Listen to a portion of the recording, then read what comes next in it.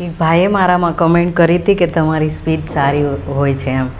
તો મને હસવું આવે છે ને પછી મને યાદ આવી ગયું કે જ્યારે હું સ્કૂલમાં ભણતી હતી, અહીંયા CN વિદ્યાલય આંબાવાડી છે, ત્યાં અમારી સ્કૂલ હતી.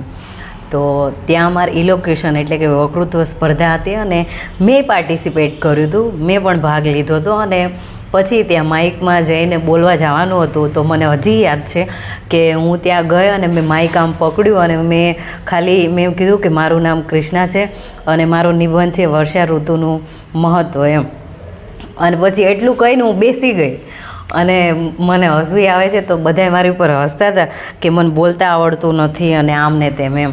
તો પહેલાં હું જ્યારે સ્કૂલમાં ભણતી હતી ત્યારે, પછી કોલેજમાં હું બહુ શાય હતી અને મને બોલવાનું મને લખવાનું બહુ સારું આવડે છે, મને કવિતા લખવાનો બહુ શોખ છે, પણ બોલવાનું એટલું મને કંઈ એવું આવડતું નથી અને હજી હું શીખું છું. મેં મારા બાયોમાં લખ્યું છે લર્નિંગ, એટલે મેં એવું કીધું નથી કે હું પરફેક્ટ છું, હું હજી શીખું છું. ભલે મને કોઈકને એવું લાગ્યું કે સારું બોલું છું તો થોડુંક બહુ જ સારું બોલતી હોઈશ, પણ કહેવાનું એમ છે કે કોઈ વસ્તુ છે એ આપણે બાય બોર્ન અમુક વસ્તુ છે એ ગિફ્ટ લઈને આવીએ છીએ, પણ અમુક વસ્તુ છે એ આપણે પ્રેક્ટિસથી શીખવી પડે છે. જેમ કે હું આ જોને કાંઈ બી બોલું છું તો પછી મને એક દિવસ આવડી ગયું ને, એવી રીતે તમને જે વિષય કે કાંઈ બી ગમતું હોય તો એની પ્રેક્ટિસ કરો તો આવડી જાય. દુનિયામાં કાંઈ અઘરું નથી. એટલે